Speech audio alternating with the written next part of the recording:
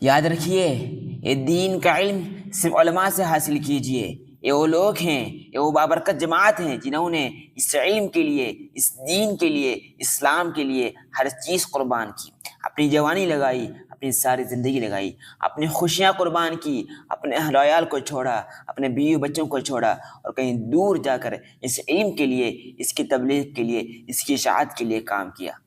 اور ان علماء نے یہ قربانی صرف اسی لیے دی کہ یہ دین علم، یہ چیزیں ہم تک صحیح سلامت پہنچے۔ مگر افسوس کے ساتھ کہنا پڑتا ہے، آج کے دور میں کچھ لوگ ایسے پیدا ہو گئے ہیں جو ادھر ادھر کے کچھ بیانات سن لیتے ہیں، سوشل میڈیا پر کچھ دیکھ لیتے ہیں، کوئی مضمون پڑھ لیتے ہیں، 4 کتابیں پڑھ لیتے ہیں اور فتوے دینا شروع کر دیتے ہیں۔ کیا فتویٰ دینا اتنا آسان کام ہے؟ اور یہ لوگ جو جاہل لوگ ہوتے ہیں، بغیر پڑھے لکھے ہوتے ہیں، بات بات پر حرام حلال کے فتوے دیتے ہیں، کیا فتویٰ دینا اتنا آسان ہے؟ یہ کتنا بڑا خطرہ، یاد رکھ لیجئے۔ یہ صرف اپنی آخرت کو برباد نہیں کرتے، بلکہ جن لوگوں کو وہ سناتے ہیں اور جو لوگ ان کی باتیں سنتے ہیں، ان کی آخرت کو بھی وہ برباد کرتے ہیں۔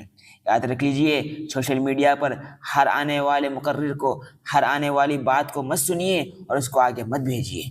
یاد رکھ لیجئے، ایک مثال دیتا ہوں۔ ایک شخص امام مالک کے پاس آتا ہے۔ امام مالک کون تھے؟ جن کا ائمہ اربعہ میں شمار ہوتا ہے، اپنے وقت کے سب سے بڑے امام، جن کو امام دار الہجرہ کہا گیا۔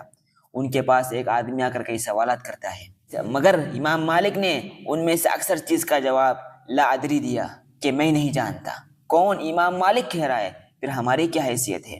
پھر ہمارا کیا مقام ہے کہ جو بات بات پر فتوے دیتے ہیں؟ جب اتنے بڑے عالم اتنے احتیاط کرتے ہیں تو جاہل لوگ جو ہوتے ہیں، جو بغیر علم کے فتوے دیتے ہیں، ان کی کیا حیثیت ہے؟ ذرا غور کیجیے۔ دوستو، اگر دین کے بارے میں کوئی سوال ہو، کوئی مسئلہ پوچھنا ہو، تو صرف اور صرف اہل علم کو اس کا حق ہے، اور ہمارا بھی حق بنتا ہے کہ ہم انہی سے رجوع کریں۔ یہ وہ لوگ ہیں جو اندھیروں میں روشنیاں دیتے ہیں اور علم کا چراغ روشن کر دیتے ہیں۔ یاد رکھو، بغیر علم کے کوئی بات کرنا آگ سے کھیلنے کی طرح ہے، اور یہ بربادی کی طرف لے جانا ہے۔ اللہ ہمیں سچی طلب عطا فرمائے اور سچا علم نصیب فرمائے۔